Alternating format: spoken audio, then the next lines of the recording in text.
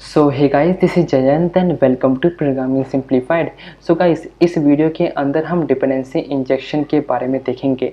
देखो, dependency injection के ऊपर मैंने पहले एक वीडियो सीरीज क्रिएट कर रखी है जिसके अंदर मैंने डैगर हिल का यूज़ कर रखा है। देखो, इस वीडियो का मेन मोटिव ये है कि हम डिपेंडेंसी इंजेक्शन को थोड़ा और एक्सप्लोर करेंगे और देखें कि dagger hilt behind the scene कैसे वर्क करता है एंड्रॉयड के अंदर।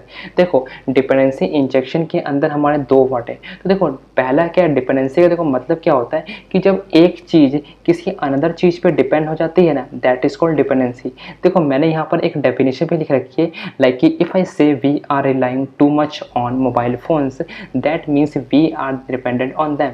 यस, तो इसका मतलब ये होता है यहाँ पर। अब देखो, अगर मैं टेक्निकल वर्ल्ड की थोड़ी बात करूँ ना यहाँ पर, तो देखो यहाँ पर हमारे पास दो क्लास है, क्लास 1 एंड क्लास 2। देखो, अगर मुझे क्लास 1 का ऑब्जेक्ट क्रिएट करना है क्लास 2 के अंदर तो मैं डायरेक्टली क्रिएट कर सकता हूँ। यस, वैल लिख के carbon is equal to carbon का मैंने ऑब्जेक्ट क्रिएट कर दिया। अब देखो, इसका मतलब क्या है कि जो क्लास 1 है ना, वो क्लास 2 की डिपेंडेंसी है। ठीक है, क्लास 1 जो है वो क्लास 2 की डिपेंडेंसी है और क्लास जो 2 है ना वो डिपेंडेंट है किसके ऊपर, क्लास 1 के अंदर। तो देखो, इसका मतलब ये होता है डिपेंडेंसी। देखो, डिपेंडेंसी तो हमने देख लिया, लेकिन डिपेंडेंसी इंजेक्शन का बेसिकली मतलब क्या होता है। देखो, डिपेंडेंसी इंजेक्शन के लिए मैंने यहाँ पर एक छोटा सा एग्जांपल दे रखा है। पहली बात तो, अगर सपोज मान लो कि मेरे पास यहाँ पे क्लास 1 और क्लास 2 गिवन है, अब मुझे क्लास 1 का ऑब्जेक्ट क्रिएट करना है क्लास 2 के अंदर। तो देखो, मैंने यहाँ पे देखा ना, डायरेक्टली मैं यहाँ पर क्रिएट कर सकता हूँ क्लास 1 का ऑब्जेक्ट, मतलब क्लास 2 के अंदर ईजिली क्रिएट कर सकता हूँ। लेकिन जब हम डिपेंडेंसी इंजेक्शन की बात करते हैं ना, तो हम डायरेक्टली किसी क्लास का ऑब्जेक्ट किसी अनदर क्लास के अंदर क्रिएट नहीं कर सकते।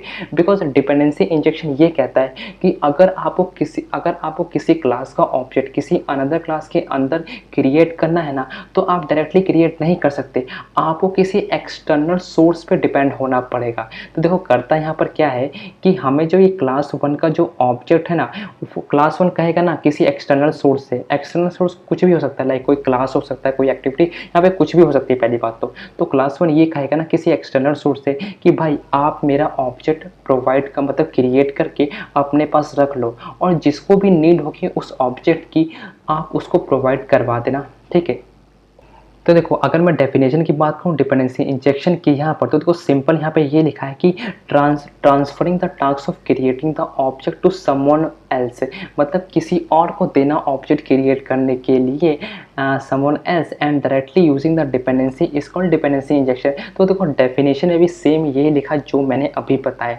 तो देखो, यहाँ पर एक क्वेश्चन ये अराइज होता है कि हम ऐसा क्यों कर रहे हैं, जब हम डायरेक्टली क्लास 1 का ऑब्जेक्ट क्लास 2 में प्रोवाइड करवा सकते हैं तो हम किसी अनदर सोर्स या एक्सटर्नल सोर्स पे क्यों डिपेंड हुए। देखो, इसका मैं आपको आंसर देता हूँ। यहाँ देखो ये मेरा एक सेकंड एग्जांपल है डिपेंडेंसी इंजेक्शन के ऊपर। तो यहाँ पे मैंने कर क्या रखा है, यहाँ मैं दो क्लास और ले आया, लाइक क्लास 1 और क्लास 3 है। अब देखो, क्लास 1 और क्लास 3 का मुझे ऑब्जेक्ट प्रोवाइड करवाना है क्लास 2 के अंदर। तो देखो, अगर मैं इन दोनों का ऑब्जेक्ट प्रोवाइड करवाता हूँ क्लास 2 के अंदर, तो आप खुद नोटिस करो कितना सारा बॉयलरप्लेट कोड होने वाला है। क्लास 2 तो एकदम कंफ्यूज रहेगा। अगर हम क्लास 2 को देखेंगे तो हम खुद कंफ्यूज रहेंगे कि भाई इतना सारा ऑब्जेक्ट इतना प्रोवाइड हुआ पड़ा है यहाँ पे, और lots of boilerplate code contain करेगा अपने अंदर।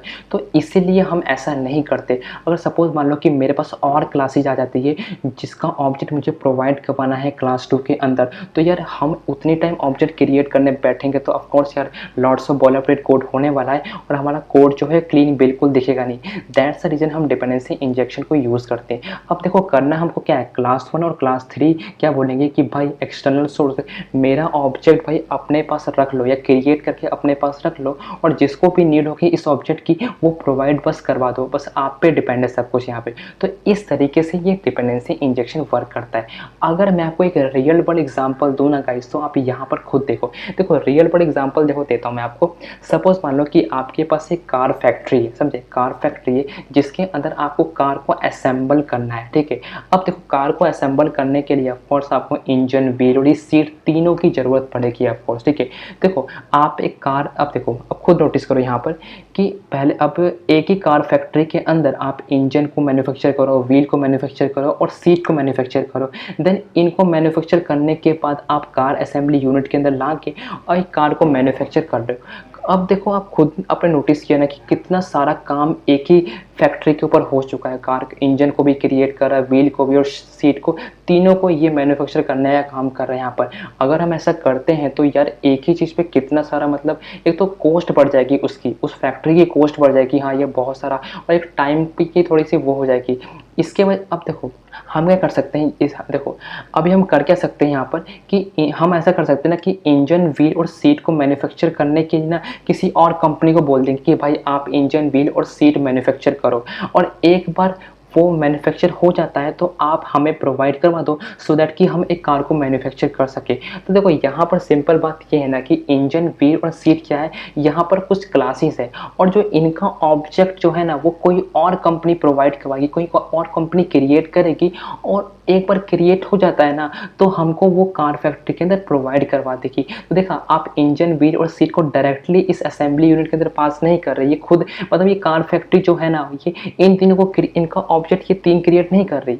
मतलब ये जो कार फैक्ट्री है ना वो इंजन, व्हील और सीट का ऑब्जेक्ट क्रिएट नहीं कर रही, कोई और कंपनी इनका ऑब्जेक्ट क्रिएट कर रही है, और एक बार ऑब्जेक्ट क्रिएट हो जाता है तो इस असेंबली यूनिट को ईजिली प्रोवाइड करवा सकती है। देखो ये था बेसिकली रियल वर्ल्ड एग्जांपल। तो कहने का जैसे मतलब ये है ना कि आप किसी क्लास का ऑब्जेक्ट डायरेक्टली प्रोवाइड नहीं करवा सकते किसी अनदर क्लास के अंदर। अगर आप डिपेंडेंसी इंजेक्शन को फॉलो कर रहे हो, आपको क्या करना पड़ेगा, किसी अनदर सोर्स पर डिपेंड होना पड़ेगा, और वो उस ऑब्जेक्ट को मैनेज करेगा या क्रिएट करेगा, देन उसको प्रोवाइड करवाएगा किसी के अंदर यहाँ पर। ठीक है, तो देखो ये था। अब देखो बारी ये आती है कि एडवांटेजेस क्या है डीआई, डिपेंडेंसी इंजेक्शन की। देखो पहली बात तो ये लूजली कपल्ड होता है, टाइटली कपल्ड नहीं होता। अब लूजली और टाइटली कपल्ड क्या है, एक ना सॉफ्टवेयर इंजीनियरिंग के कुछ टर्म्स हैं यहाँ पर। ठीक है, तो अब लूजली कपल्ड का मतलब ये होता है कि देखो लूजली कपल्ड का मतलब क्या है कि जो ऑब्जेक्ट्स है ना वो इंडिपेंडेंट है। समझे, मैंने यहाँ पे बताया ना पहले कि आप क्या कर सकते हो, इन दोनों क्लास का ऑब्जेक्ट डायरेक्टली प्रोवाइड नहीं करवा सकते किसी क्लास 2 के अंदर, आपको किसी एक्सटर्नल सोर्स पर डिपेंड होना पड़ता है। ठीक है, तो इसका मतलब क्या है, ये लूजली कपल्ड है, किसी मतलब ये किसी क्लास पे पूरी तरह से डिपेंड नहीं है, इंडिपेंडेंट है यहाँ पे, तो इसका मतलब लूजली कपल्ड होता है। टाइटली कपल्ड का देखो, टाइटली कपल्ड का मतलब यहाँ पे टाइटली कपल्ड लिखा है ना, तो इसका मतलब ये होता है कि हाँ हम क्लास 1 और क्लास 3 का ऑब्जेक्ट डायरेक्टली प्रोवाइड कर रहे हैं क्लास 2 के अंदर। और देखो यहाँ पर ना लूजली कपल्ड को हम डीकपल्ड भी बोलते हैं। अब देखो डीकपल्ड का बेसिकली मतलब ये होता है कि जो हम ऑब्जेक्ट प्रोवाइड करवा रहे हैं ना किसी अनदर क्लास को, वो रन टाइम पे क्रिएट होगा। समझे, रन टाइम पे क्रिएट होने वाला है। अब रन टाइम पे क्रिएट होने का बेनिफिट ये है ना कि अगर हमें उस क्लासेस के अंदर कुछ और चेंजेस करनी है ना तो हम कर सकते हैं, बिकॉज जो भी ऑब्जेक्ट क्रिएट होगा वो रन टाइम पे क्रिएट होगा। अब अगर हम कंपाइल टाइम पे क्रिएट करते हैं तो इसलिए हम कुछ चेंजेस नहीं कर पाते। देखो कंपाइल टाइम का मतलब ये है कि जब हम क्लास 1 और क्लास 3 का ऑब्जेक्ट क्रिएट डायरेक्टली हम क्लास 2 के अंदर पास करेंगे ना, दैट इज कॉल्ड लाइक कि वो कंपाइल टाइम पे हम ऑब्जेक्ट क्रिएट कर रहे हैं, रन टाइम पे क्रिएट नहीं कर रहे। रन टाइम पे कैसे होगा, जब हम किसी एक्सटर्नल सोर्स पे डिपेंड होंगे तो हमारा रन टाइम पे होने वाला। ठीक है, तो आई होप कि ये आपको समझ में आ चुका होगा यहाँ पर। ठीक है, अब देखो सेकंड पॉइंट यहाँ पे क्या है, unit testing will be easy. अब यस यूनिट टेस्टिंग भी इजी करता है, और कैसे क्रिएट करता है, बिकॉज हम क्या कर सकते हैं यहाँ पर रियल ऑब्जेक्ट क्रिएट करने का हमको बिल्कुल नहीं पड़ता, या हमको बार बार रियल ऑब्जेक्ट क्रिएट नहीं करना पड़ता है। यहाँ पर हम और मतलब मॉक ऑब्जेक्ट को क्रिएट करके पास कर सकते हैं ईजिली, तो दैट की यूनिट टेस्टिंग यहाँ पर ईजी होता है।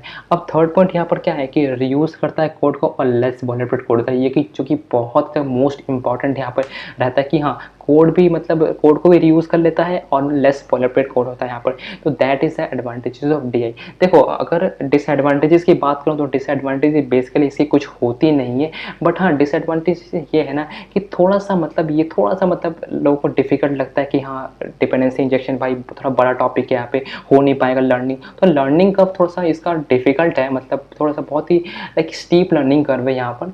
तो इसकी बस यही एक डिसएडवांटेजेस है, तो डिसएडवांटेजेस मेनली इसकी कुछ होती नहीं है। ठीक है, पहली बात तो।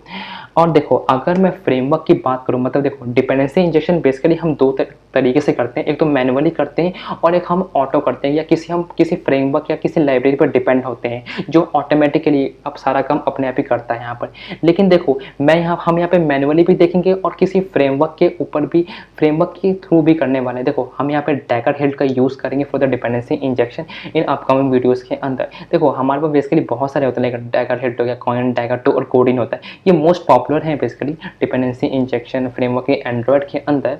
तो देखो होगा क्या यहाँ पर कि हम इसमें से डैगर हिल का यूज़ करेंगे डिपेंडेंसी इंजेक्शन के लिए। देखो मैं डैगर हिल को थोड़ा और अच्छे से एक्सप्लोर करूँगा, तो मतलब इसको देखें कि डीप मतलब ये बिहाइंड द सीन कैसे वर्क करता है एंड्रॉइड के अंदर, वो भी हम इसको देखने वाले हैं। देखो नेक्स्ट वीडियो के अंदर हम एक बार चेक करेंगे कि मैंने जो बताया ना है आपको, यहाँ पर जो मैंने चीज़ें बताई है आपको, और उसको हम मैनुअली कैसे काम कर सकते हैं। देन पहले मैनुअली करेंगे, फिर उसके बाद किसी फ्रेमवर्क में डिपेंड होकर लाइक डैगर हिल पर डिपेंड होंगे उसी काम को परफॉर्म करने के लिए, ठीक है।